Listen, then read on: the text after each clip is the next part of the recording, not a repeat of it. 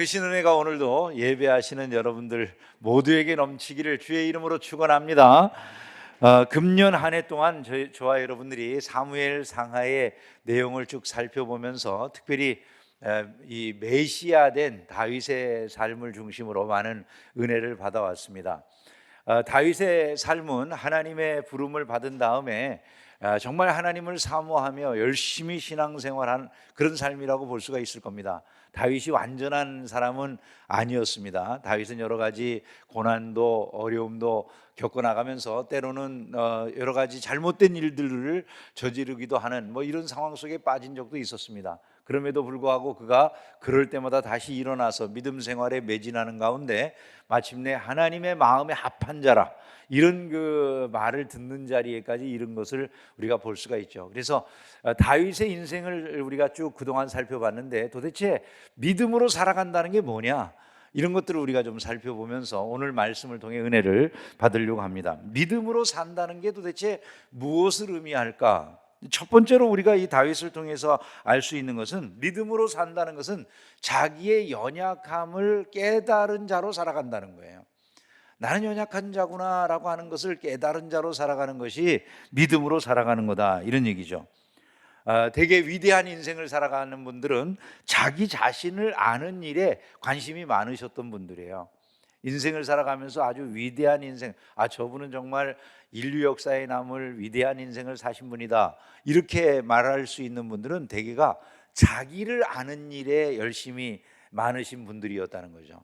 대부분의 사람들은 흥미롭게도 자기에 대해서는 아는 바가 별로 없을 경우가 많아요. 다른 사람들에 대해서, 다른 세상에 대해서, 정치에 대해서, 경제에 대해서, 이 세상에 있는 다른 것들에 대해서는 관심이 되게 많아요. 근데 자기를 몰라요. 이런 사람들이 의외로 많죠. 근데 위대한 인생을 살으신 분들을 보면은 흥미롭게도 자기를 아는 일에 많은 시간들을 들인 분들인 것을 우리가 알 수가 있습니다.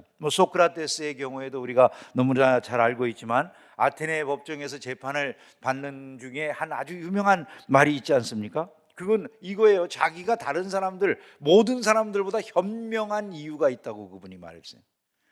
이 자리에 있는 모든 사람들보다 내가 현명한 이유가 하나 있다. 그 한 가지 이유를 이분이 뭐라고 했습니까? 삶에 대한 그 무지를 스스로 깊이 자각하고 있는 거다, 이렇게 말을 했어요. 그 자리에 많은 분들이 있는데 문제는 자기의 삶에 대해서 자기가 얼마나 무지한지도 모르고 살아간다, 이런 얘기죠. 근데 나는 적어도 그건 안다. 그래서 내가 이 자리에 있는 모든 사람들보다 내가 현명한 사람이다, 이렇게 말을 한 거예요. 그러나 소크라테스의 말도 결국은 무엇입니까? 자기가 무지하다라고 하는 그런 대답을 한 거죠. 인생에 대해서 얼마나 우리는 무지할 수밖에 없는가라고 하는 걸 이야기한 거예요, 결국은요. 그래서 그가 델포이 신전기둥에 쓰인 글을 인용해서 유명한 게 있잖아요. 너 자신을 알라, 너 자신을 알라, 이런 말을 했어요. 네? 노스케테 입숨이라고 하는 라틴 말로 되어 있는 말을 여러분들이 좀 들어보신 적이 있을 거예요. 헬라 말로는 그노시세 아우톤이라고 이렇게 말을 하는 건데, 너 자신을 알아야 된다. 자신을 아는 것이 위대한 생의 출발일 수 있다. 그러면 다윗은 자기를 어떻게 알았을까요? 내가 어떤 존재라고 알았을까요? 다윗은 자기 자신을 양 같은 존재라고 인식을 했다는 거예요. 나는 양 같은 자야. 그럼 다윗이 양이라고 깨달았을 때 양 같다라고 하는 게 무슨 이미지를 가지고 양이라고 했을까요? 먼저 다윗은 자기 자신이 얼마나 고집스러운 존재인가라고 하는 것을 드러내고 있음을 우리가 알아야 돼요. 이사야에 보면 이런 말씀 있잖아요. 우리는 다 양 같아서 그릇 행하여 각기 제 길로 갔거늘. 사람의 삶이라고 하는 게 이런 삶이라는 거죠. 고집스럽게 자기 가고 싶은 대로 그냥 그 길을 걸어가는데 그게 하나님의 뜻과는 상관없는 이런 길이라는 거예요. 참 사람이 흥미로운 건 말이죠. 잘못된 일에 고집이 얼마나 센지 모르죠. 그런 느낌이 안 드세요? 제가 손녀딸을 키우면서 그런 생각이 많이 나요. 흥미로운 점이 하나 두 가지가 아니에요. 보통 애들이 2, 3세가 되면은, 지금 이제 우리 애가 12월 달에 만 2세가 24개월이 돼가지고 이제 생일을 곧 지낸다고 하더라고요. 그런데 그 2세 정도가 되면 애들이 아주 강하게 그 특징으로 나타나는 것 중에 하나가 이거래요. 다 내 거래다. 모든 게 다 지 거야. 그냥 지 친구가 가지고 있는 것도 지 거, 남이 먹는 것도 지 거, 지 할아버지가 먹는 것도 지 거, 다 지 거야. 지가 좋은 건 다 지 거라는 거예요. 그냥 이건 할아버지 거야. 이거는 네 친구 거야. 친구랑 같이 나눴어야지. 이건 교회에 있는 거야. 네 게 아니야. 가르쳐줘도 소용없어요. 내 거야 라고 지 손에 잡으면은 그거 가져갈까 봐 난리가 나요. 빼앗아서 친구들이랑 같이 놀아야 돼. 그러면 막 엉엉 울고 뭐 세상 다 잃어버린 것처럼 난리를 치는 거죠. 예? 이것도 내 거, 저것도 다 내 거. 망가진 것만 네 거. 예? 그 고집을 누가 가르쳐 줍니까, 여러분? 너 고집스럽게 살아야 돼. 누가 지도해 준 적이 있나요? 그냥 흥미롭잖아요. 그냥 태어나서 자라다 보면 어느 시기가 이르면 그런 걸 사람이 배우는 거예요. 자연스럽게. 그런 모습이 드러나는 거예요.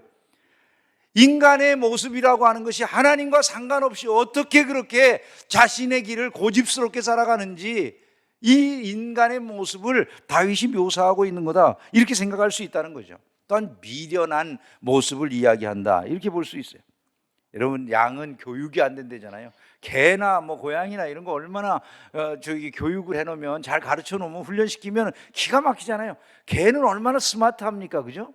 그래서 개를 갖다가 훈련시키기 좋아하는 분들 개 훈련시키니까 진짜 똑똑한 개가 있더라고요. 어떤 개는 이렇게 소리를 개가 발로 이렇게 쿵 누르면은 삑하니 이런 소리가 나는 게 아니라 사람 말소리가 나오더라고요. 근데 엄마 배고파요 이런 거를 녹음을 해놨어요. 그럼 걔가 그거를 지 주인을 쳐다보면서 눌러요. 가서 배가 고프면은 삑 누르고 삑 누르고 엄마 배고파요 이걸 누르더라고요. 그리고 간식이 먹고 싶으면 엄마 간식 주세요 이걸 갖다가 걔가 가서 밟아요. 얼마나 똑똑하게 그걸 하는지 기가 막히게. 가서 뭐 휴지 갖고 와라 그러면 걔가 휴지를 물어오고, 가서 뭐 네 동생 주라고 다른 개한테 뭐 물어다가 주라면 그걸 지 동생 주라고 그걸 갖다 물어줘요. 그리고 그 엄마 역할을 하는 그 주인이 그 개를 때리려고 손이라도 올리면 말이죠, 지가 가서 그 동생 강아지 등에다가 이렇게 지 머리를 얹고 때리지 말라고. 스마트한 강아지가 있어요. 그러니까 주인들이 그런 걸 보면은 너무 이쁘잖아요. 사람보다 나은 것 같아요. 그러니까 자기 성을 붙여줘. 새끼라고 자기 성을 다 붙여주고 이렇게 하는 게 이게 그 스마트한 강아지들의 모습이에요. 근데 양은요, 이게 훈련을 시켜도 양으로는 훈련이 잘 안 된다는 거예요. 미련하기 짝이 없다는 것이죠. 여러분, 사람이 얼마나 미련합니까? 하나님이 자기를 지어주셨는데도 불구하고 그 지어주신 하나님을 모른다고 그러잖아요. 자기 자신이 그냥 아메바에서부터 나왔다고 굳이 그냥 끝까지 우겼어. 아무리 많이 배워도 그거 참 답답할 거예요. 지으신 하나님의 입장에서 보면은. 그런 미련함이 어디 있겠습니까, 여러분? 그죠? 니체가 신이 죽었다고 그랬어요. 신이 죽었다. 니체가 신이 죽었다 그래서 멋있게 사는 것 같으세요?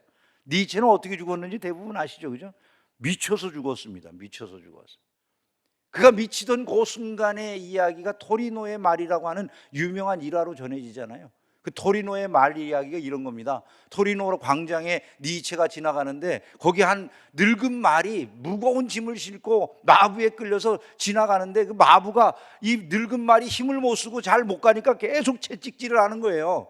근데 이 말이 가야 되겠는데 이 짐이 무거우니까 못 나가고 자꾸 미끄러지는 겁니다. 그 광경을 보다가 이 니체가 갑자기 그 말에게 뛰어들어가 가지고 때리지 마 하고 그 말을 감싸고서 그 채찍을 자기가 맞다가 미쳐버렸다고 그래요.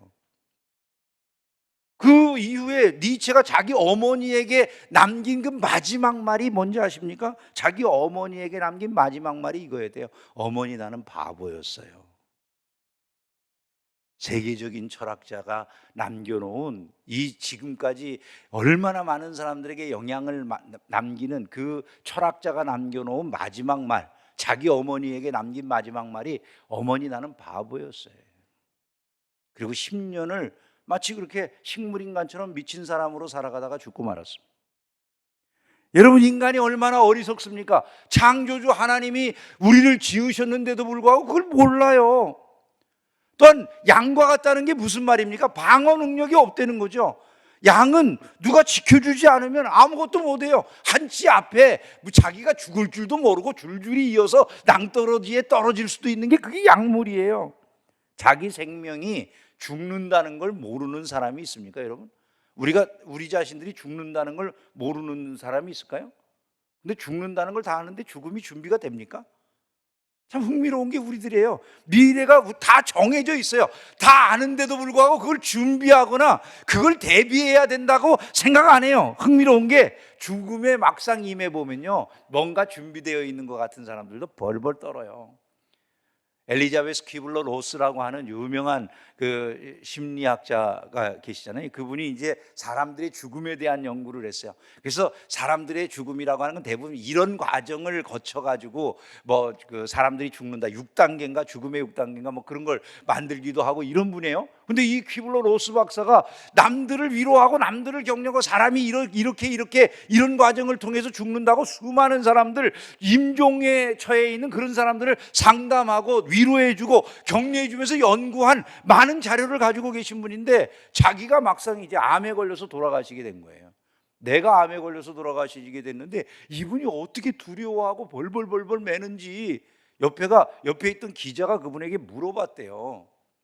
아니, 선생님께서는 평생 죽음을 연구하시고 죽음에 대해서 그렇게 다 잘 아시고 모든 사람들을 위로해 주시고 격려해 주셨는데 막상 선생님이 이 일을 겪으시니까 왜 이렇게 두려워하십니까? 물어봤대요.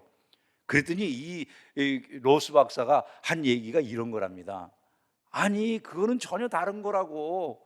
내가 다른 사람들에게 했던 건 타인의 죽음을 보고 하는 얘기니까 마치 호랑이가 이렇게 그 우리에 갇혀 있는 걸 보고 하는 얘기와 같은 거다. 근데 지금 그 호랑이가 우리에서 나와가지고 내 앞에 지금 어슬렁대면서 나를 잡아먹으려고 하는 이런 상황이라고 이분이 얘기를 하더래요. 그러면서 전혀 다른 거라고, 어떻게 같을 수가 있냐고 그렇게 이야기를 하더라는 것이죠.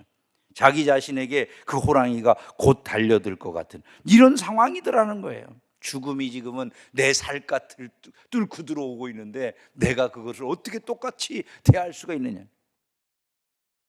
여러분, 사람이 죽는다는 걸 몰라요? 다 알고 있는데도 불구하고 그걸 연구해도 대비가 안 되는 거예요, 사람들이.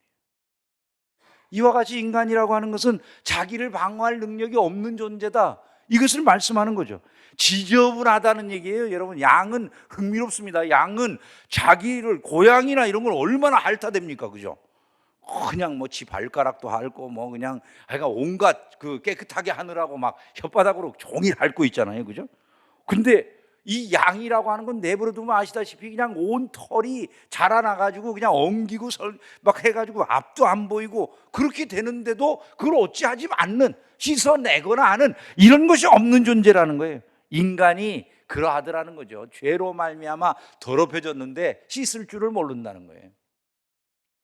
여러분, 사람이 죄 가운데 있는 사람들이 자기가 죄인이라는 걸 인식합니까? 전혀 인식하지 못합니다. 내가 죄를 짓는다는 것 자체를 몰라요. 아예 제가 여러 우리나라에서 좋은 소위 대학에 다니는 친구들이랑 함께 한 곳에서 이렇게 생활을 해봤던 적이 있었는데, 한 10여일 정도 같이 생활을 해본 적이 있었는데 아주 인류대학 학생들이죠. 그런데 이 학생들이 말이죠, 그냥 밤만 되면 서로 이렇게 장난치고 노는 게 얼마나 음란한지. 남자들끼리만 있는데 그 음란함을 표현할 길이 없어요. 이 많이 배운 이 좋은 대학을 다니는 이 친구들이 어떻게 이런 그 생각이나 이런 사고를 하고 있지라고 하는 생각이 들 만큼의 그 태도들을 보이는 걸 보고 깜짝 놀랐어요. 사람들이 많이 배우면 일깨워질까요, 여러분? 영적으로 깨어날까요? 세상의 교육이 그런 것들을 이루어줍니까? 아니요. 이 세상에 눈에 보이는 세상에서 사는 거는 가르쳐 줄지 모르지만 이런 걸 일깨워주지 못하죠. 왜냐하면 영혼이라고 하는 세계가 보여지지 않기 때문에 육에 매여서 살아갈 수밖에 없는 거라.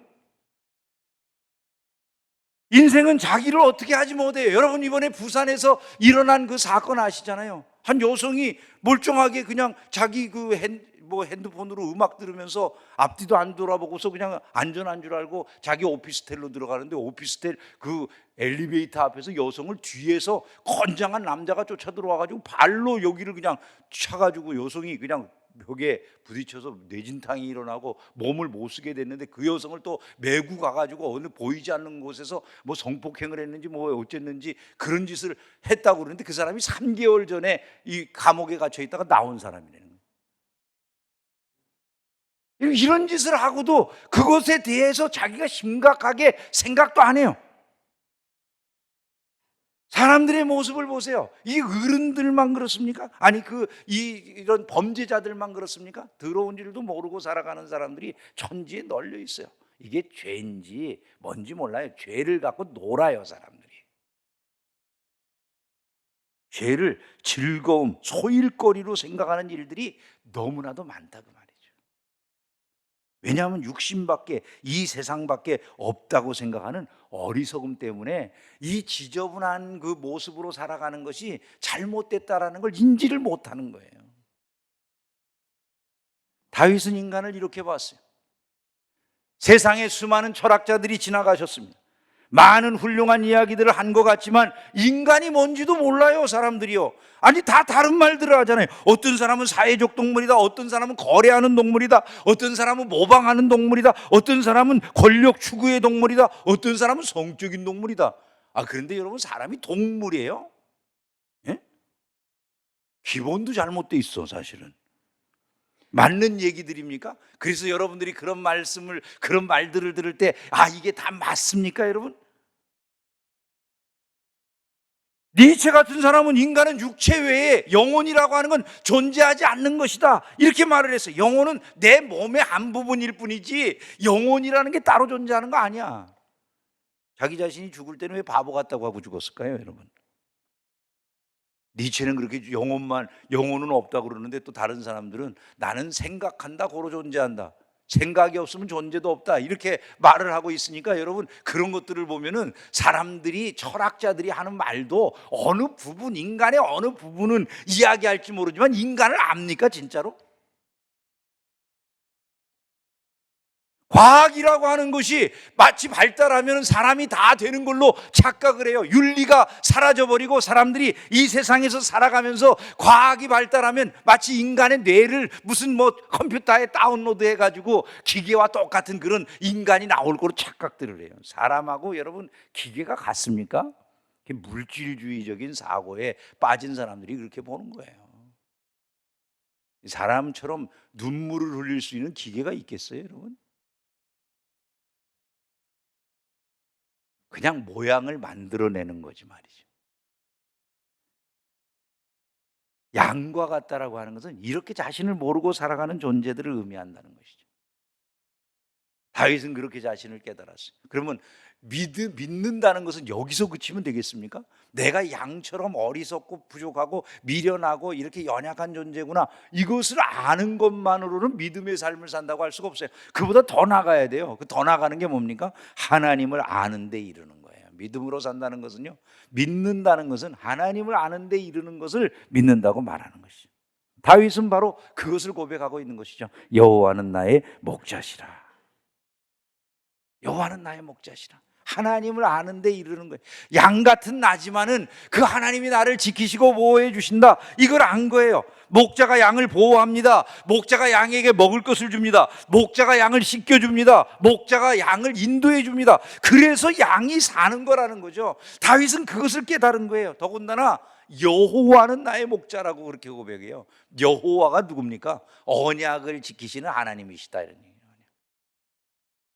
자기의 인생을 돌아보니까 모든 언약을 지키시는 그 하나님께서 자기의 삶에 일평생 한평생 신실하게 은혜를 내려주셨기 때문에 자기가 여기까지 살아온 것이다, 이걸 깨달았다는 거예요. 여러분, 그것을 깨닫는 사람들이 신앙생활하는 사람들이에요. 저와 여러분들이 하나님께서 저와 여러분을 지켜주시는 줄을 정말로 믿고 있습니까? 여러분, 그것을 믿는 것이 신앙생활이라는 것을 기억하시기를 주의 이름으로 축원합니다. 다윗은 하나님이 자기에게 언약하신 대로 멀리 계신 하나님, 아니 무슨 이상 속에나 계시는 하나님, 무슨 논리 속에나 계시는 그런 하나님이 아니라 자기의 삶에 직접 찾아오셔서 그 삶의 현장에서 은혜를 주시고 약속을 이루어 주시는 분이셨다, 이렇게 말하고 있는 거예요. 그래서 여호와는 나의 목자시라고 고백을 하고 있는 것입니다. 거기에 이르게 되는 사람들, 그 사람들이 신앙생활을 하는 사람들이다라고 하는 것을 잊지 않기를 주의 이름으로 축원합니다. 더군다나 다윗의 목자 되시는 그 하나님이 누굽니까? 전능하신 하나님이시잖아요. 사람들이 온갖 방법으로 다윗을 핍박하고 죽이려고 하고 다윗에게 주어진 그 왕이 돼야 될 이 사명을 빼앗으려고 하는 온갖 짓을 다 해도 결국은 하나님께서 약속하신 대로, 언약하신 대로 그의 생의 그 모든 것들을 이루어 주시는 하나님, 그 하나님을 다윗이 기억하면서 이 하나님이 나의 목자로 나와 함께 해주셨기 때문에 내가 오늘날 내가 여기 있는 것이구나, 이것을 깨달아 알더라는 것이죠. 자, 그럼 신앙생활은 여기에서 또 그치는 거냐? 그게 아닙니다. 좀 더 나가야 됩니다. 신앙생활을 한다는 것, 믿는다라고 하는 것은 그걸 정말 하나님이 나의 목자가 되셔서 내 길을 인도한다라는 것을 깨달은 사람이 그 다음 단계가 뭘 것 같으세요? 감사하는 거예요. 그러니까 믿음으로 살아간다는 것은 하나님께 감사할 줄 아는 것이다라고 하는 점을 우리가 기억을 해야 된다는 것입니다. 내가 믿음으로 살아간다고 하면서도 내게 은혜를 베풀어 주시고 나를 구원해 주셔서 매일의 삶에서 인도해 가시는 그분을 향해 감사를 모른다? 여러분, 어떻게 우리가 그것을 신앙생활을 한다고 말할 수가 있겠습니까? 바울 사도는 데살로니가 후서 1장 3절에서 이렇게 말을 해요. 형제들아, 우리가 너희를 위하여 항상 하나님께 감사할지니 이것이 당연함은, 이렇게 말을 해요. 감사가 당연하다는 거예요. 당연하다. 신앙생활하면서 하나님께 감사하는 것이 당연하다는 걸 모르고 살아간다면 이것처럼 답답한 일은 없다는 것이죠. 윌리엄 로우 감독이라고 하는 분이 이런 말을 했어요. 세상에서 가장 훌륭한 성도가 누구인지 알고 싶으십니까? 가장 많이 기도하거나 가장 많이 금식하는 성도가 아닙니다. 가장 많이 구제하는 성도도 아닙니다. 세상에서 가장 훌륭한 성도는 항상 하나님께 감사하는 성도이며 모든 것을 하나님의 선하심에 신뢰로 받아들이고 그것 때문에 언제나 하나님을 찬양할 마음의 준비가 되어 있는 성도입니다. 이런 말을 했어요. 그러니까 하나님께 감사하는 것, 그게 신앙생활을 훌륭하게 해내는 성도의 모습이라는 것이죠. 영국의 로이드 존스 목사님이라고 하는 걸출한 목사님이 담임하시던 교회가 웨스트민스터 채플이라고 하는 그런 그 교회였어요. 웨스트민스터 채플에서 로이드 목사님 이후에 그 다음 담임이 되신 분이 R.T. 켄달이라고 하는 이름의 목사님이셨습니다. 이분은 미국 계통의 목사님인데 영국의 웨스트민스터 채플의 담임이 되셨어요. 근데 R.T. 켄달이라고 하는 목사님이 우리나라에도 몇 차례 와서 집회를 하고 그러셨었는데, 이 켄달 목사님이라고 하는 분이 쓴 책에 보면 이런 흥미로운 말이 나와요. 개혁주의 신학에서 주장하는 교리 가운데 성화의 교리가 있는데, 여러분 성화라고 하는 교리를 아시죠? 그죠? 우리가 구원의 단계, 구원의 과정, 그걸 좀 다른 말로 신학적인 용어로 표현하면 구원의 서정, 이렇게 말하는데, 구원의 서정에서 우리가 구원을 받는 그곳은 무엇으로 됩니까? 우리가 칭의를, 예수 믿을 때 우리가 믿음을 가지면 구원받죠, 그죠? 단 걸로 구원받아요? 예수 믿으면 구원받는 줄로 믿습니다. 예수 믿으면 구원받아요. 그러면 구원을 받았다라고 하는 거, 믿는 순간에 의롭다함을 얻는 것이 구원받는 거예요. 그러니까 우리가 칭의, 의롭다함을 예수 믿어서 받게 되는데, 그러면 그 다음 단계가 뭡니까? 칭의를 받은 사람이 그 다음에 되는 것이 성화, 그 다음 단계가 영화, 그러죠, 그죠? 그러니까 우리가 영화는 죽은 다음에 천국에서 우리의 모습이 변하는 걸 영화라고 말을 해요. 그러니까 우리가 하나님 나라에 들어가면 예수 그리스도께서 입으셨던 그 영화로운 몸을 우리도 입고 천국에서 우리가 영원토록 살아간다, 이렇게 믿는 게 그게 영화잖아요. 그럼 지상에서 우리가 예수 믿고 구원받은 다음에 지상에서 남은 생애 동안에 이루어가는 과정은 뭐라고 말을 해요?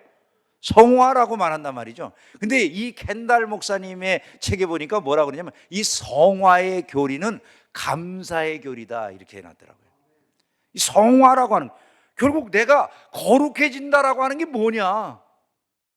그건 내가 감사하는 신앙생활을 하는 사람이 되었다는 걸 말한다는 거예요. 자, 신앙생활을 10년, 20년, 30년, 40년, 50년, 60년, 70년 이렇게 해오신 분들이 계실 거예요. 그죠? 그 신앙생활의 연조가 쌓였는데 내가 얼마만큼 신앙이 잘하고 성숙해졌느냐를 뭘로 이야기할 거냐는 거죠. 이분은 바로 그것이 감사를 보면 안 되는 거예요. 감사. 아, 이 성도가 감사가 많아요. 하나님의 은혜가 날마다 감사해요. 그분은 그만큼 훌륭하게 신앙 인격이 성숙한 모습을 보여주고 있는 거다라는 얘기예요. 근데 만약에 어떤 성도가 그 10년, 20년, 30년, 40년, 50년, 60년이 넘어가도 전혀 감사가 없어요. 입만 열면 불평해, 원망해, 그냥 다른 사람들에 대한 미움에 이런 것밖에 남지 않았다고 생각해 보자는 거예요. 여러분, 거기에 무슨 성화의 과정이 있습니까? 결국 우리가 이 세상에서 구원받는 그것은 출발점이잖아요. 신자로 살아가는 것의 출발점인데 그 출발점을 근거로 해서 우리가 계속 남은 인생 동안 신앙생활을 제대로 해냈다고 한다면 거기에 감사하는 인격이 있어야 된다는 거예요. 믿음으로 살아간다는 게 그러므로 무엇입니까? 그건 다른 것이 아닙니다. 저와 여러분들이 하나님께 감사하는 삶을 살아가는 것임을 잊지 않기를 주님의 이름으로 축원합니다. 주님 감사해요. 제 영혼을 구원해 주셔서. 주님 감사해요. 저를 온전한 사람으로 만들어 주셔서. 주님 감사해요. 풍성하고 값없는 구원을 이처럼 저에게 허락해 주셔서. 이런 감사가 우리에게 있어야 된다는 거죠. 이 다윗의 고백이 바로 그것 아니겠습니까? 여호와는 나의 목자시니 내가 부족함이 없으리로다. 이어령 교수님이 돌아가시기 전에 한 신문 기자하고 인터뷰한 책을 그 신문 기자의 이름으로 책이 나왔어요. 그 책에 보니까 이어령 교수님 재미있는 얘기 한 걸 봤어요. 이분이 예수 믿기 이전에, 하나님 알기 이전에 자기가 뭐 우리나라 올림픽에서 뭐 여러 가지 행사도 기획하고 뭐 다양한 일을 했잖아요. 다 자기 재주인 줄 알았대요, 이분이요. 근데 자기가 예수 믿고 난 다음에 깨닫게 된 게 뭐냐 하면 이 모든 게 다 내 재주가 아니라 전부 하나님께로부터 받은 은혜들하는 거예요. 자기가 다 자기가 잘나서 자기가 뛰어나서 하는 일인 줄 알았던 그 모든 것들이 사실은 이 탤런트라고 하는 모든 게 전부 알고 보니까 기프트였다라는 거죠. 하나님이 다 주신 선물에 불과했던 거지 내가 가진 게 아니었더라. 이분이 그렇게 고백한 걸 봤어요. 그렇습니다. 우리가 신앙생활을 하게 되면 모든 게 하나님의 은혜임을 알게 되는 것이죠. 거기에 감사가 있다는 것을 잊지 않기를 주의 이름으로 축원합니다. 그러므로 마지막으로 이런 말씀을 드리고 싶어요. 참된 인생의 행복은 어디에 있는가? 다른 데 있지 않다는 거예요. 연말이 되었는데 이제 12월 첫 주일이잖아요. 우리 인생을 다들 행복하게 살고 싶어 하는데 우리 인생의 행복이 어디 있느냐? 믿음 생활 잘하는 데 있다는 거예요. 믿음 생활 잘하는데 인생의 행복이 있는 거다. 하나님 한 분이면 충분합니다 라는 마음을 못 가지면 우리 인생은 모두가 다 대부분이 욕구의 감옥에 갇혀서 지내는 모습이 된다. 맥스 루케이도라고 하는 목사님이 쓴 글에 그렇게 돼 있더라고요. 인생은 욕구의 감옥에 갇혀 있대요. 욕구의 감옥에. 한 번 들어가면 탈옥이 불가능하대요. 이분의 말에 의하면. 석방을 기대할 수 없는 감옥이래. 죄다 무기징역을 받는 감옥이라는 거예요. 왜? 이 감옥에 갇힌 사람들은 다 같이 한결같이 채워지지 않는 갈증을 느끼면서 살아간다는 거예요. 더 큰 것, 더 아름다운 것, 더 빠른 것, 더 날씬한 것, 뭐 더 좋은 것, 이런 것들에 대한 욕망으로 살아간다는 거예요. 많은 걸 바란다고 이야기하지 않는데요. 이보다 조금 나은 것 다 그러지만은 그것이 채워지면 그 다음 것이 필요하고 그 다음 것이 필요하고 계속 그렇게 된다는 거죠. 그냥 새 차 하나만 있으면 돼요. 새 집 하나만 있으면 돼요. 뭐 새로운 무슨 바라는 일들 하나만 해내면 돼요. 내가 바라는 건 그 사람의 사랑을 얻는 거예요. 이 모든 상황들이 해결되기만 하면 바랄 것이 없겠어요. 근데 정말로 그럴까요?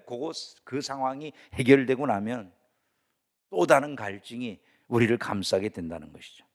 어느 순간 하나를 얻었을 때 잠시 그 감옥에서 나온 것 같다가도 또다시 갈증이 시작되고 다른 것들을 향한 욕망 때문에 다시 자기 스스로를 감옥에 가두는 것이 인생의 모습이라고 이분이 이야기한 걸 봤습니다. 여러분, 우리가 하나님을 믿고 살아간다는 것은 이 욕망의 감옥에 갇힌 세상의 일반 사람들과는 다른 모습의 삶을 살아가는 것이어야 된다는 점을 인식을 해야 된다는 것입니다.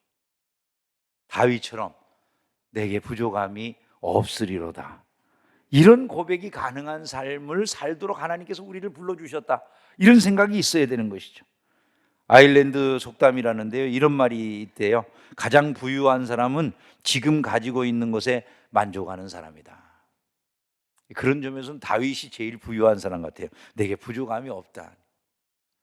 바울 사도도 똑같은 고백을 하잖아요. 난 자족하기를 배웠노라. 오늘 우리의 고백은 무엇입니까? 이 12월의 첫 주일에 우리의 고백이 이와 같은 고백이 되기를 주의 이름으로 축원합니다. 하나님을 목자로 삼고 보니까 하나님 그분이 나의 전부였습니다. 나는 연약하고 부족하고 미련하고 어리석은 점들이 많은 사람이었고 갈 바도 알지 못하는 그런 사람이었지만 하나님이 내 길을 인도해 주셔서 나를 구원에 이르게 하시고 놀라운 천국의 소망을 주신 것, 이 모든 것이 다 감사할 따름입니다. 이것이 바로 신자의 고백이 돼야 되겠다라고 하는 것을 다시 한번 기억해야 될 줄로 믿습니다. 어려운 때입니다. 삶이 힘겨운 때를 맞이했어요. 낙심할 상황도 많고 포기하고 싶은 그런 상황들도 우리 앞에 놓여 있을 때가 있습니다. 하지만 저와 여러분 안에 믿음을 잃어버리면 안 되는 것은 하나님이 우리의 목자가 되신다는 거예요. 그분이 우리와 함께하고 계신다는 것입니다. 그가 우리의 길을 인도하고 계시기 때문에 우리가 믿음으로 끝까지 전진하면 반드시 우리의 삶을 최고의 길로 인도해 주신다는 이 확신 속에서 떠나지 않기를 주님의 이름으로 축원합니다. 결국 어느 순간 주께서 모든 것을 바로잡아 주실 줄로 믿습니다. 그리고 우리에게 잘하였도다, 착하고 충성된 종아, 말씀해 주시고 우리의 길을 인도해 주시는 그 귀한 일들을 이루어 주실 줄로 믿습니다. 그때까지 끝까지 견디며 승리하는 복된 성도들이 다 되시기를 주님의 이름으로 축원합니다. 기도하겠습니다.